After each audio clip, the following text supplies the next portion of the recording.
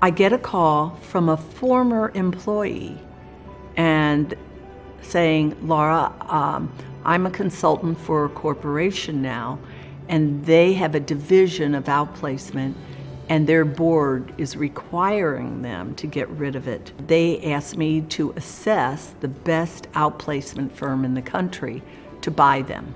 So she said, can you come down tomorrow and make a presentation? I said, well, let me talk to Mike and let me talk to my daughter, because I'd want all of us to fly down, but I'll give you a requirement unless you have the CEO of the company, and CFO and the COO, plus the 2 current directors of the company. And she called me back at 4 o'clock and said, you're on. So I hurried, I got us 3 flights. This is an act of God. I don't know what made me say it. I said, before we take our seats, I just want you to know one thing. We did not bring our checkbook today. He says, well, you can bet your sweet bottom, I'm not going to write you a check to take it off our hands. And I went, bingo. And I stuck that in my brain. Some of their people would not let them out of their contracts, their service providers, and they wanted us to take it on.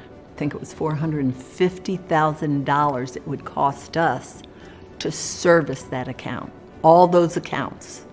Well, I think the funny thing about our different approaches is, having just graduated with my MBA, I was ready to sit down at a spreadsheet and go over the numbers, come up with kind of a high-level number. And she looks at it and says, I think we're going to offer this instead. I'm like, are you crazy?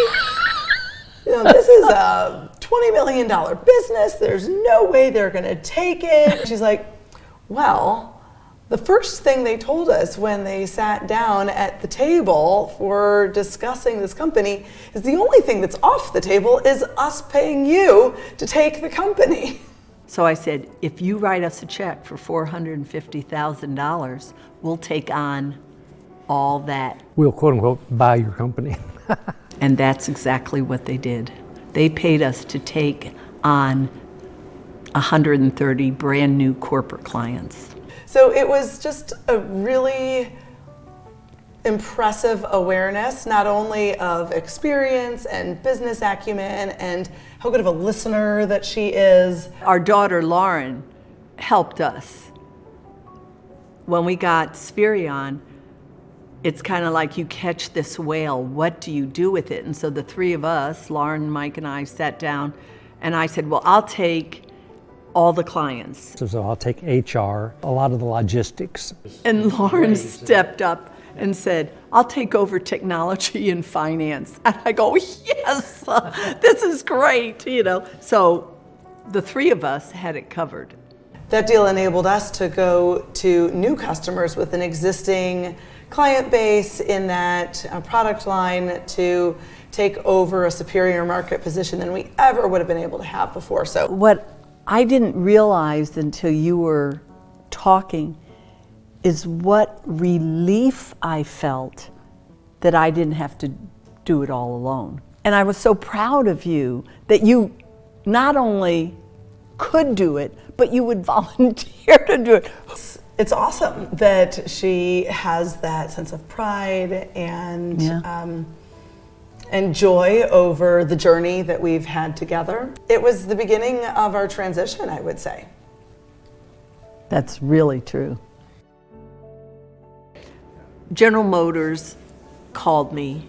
They had been a relocation client for over 20 years. Said, Laura, I want you to pack a bag for 3 days. We're going to sequester you in a hotel. It was such a huge scope. 47,000 people were going to be laid off.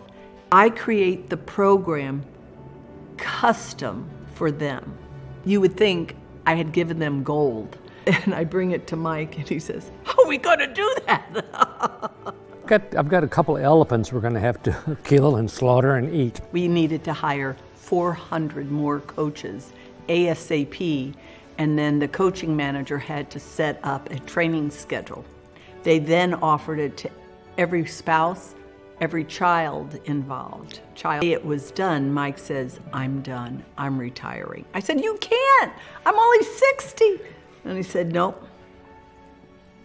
And it's like, it's like telling a basketball player you never get to shoot another free throw, you know. I did not say you have to retire too, but we suffer from enmeshment. And so if one of us goes to bed at 10 o'clock, the other goes to bed at 10 o'clock. So the plane story is a lot part of me saying it's time for me to retire. We took off from St. Louis to go into Chicago. I was sitting in first class because I got upgraded and they were in the back. And we were back in steerage, and unbeknownst to us, there was the plane was on fire. It was shaking. It was shaking, and you just land in that And when you field. went past the airport, you saw 30, 40 ambulances, white foam. And when they ripped open, we saw this, they ripped open directly behind Mike and I, the inner workings of that plane. It was burned through. Burned through. I would say another 10 minutes, we would have been burned through. So a friend from high school that flies 787 for American, we had told him this story because he's a pilot. He's telling us, and he sends me a text picture of basically the plane with the engine on fire. Someone who has been through training with American he is saying, honestly, you guys are lucky to be alive. It's still to this day used as this is just lucky to have landed, everyone should have died. The grace of God, this plane landed, and all the people got to walk off. We wanted to put the company up for sale, and we had. And so Lawrence said, hey, I really want to buy it. And we said to her, honey, you can't afford it. And so she said, no, let me make a presentation to you.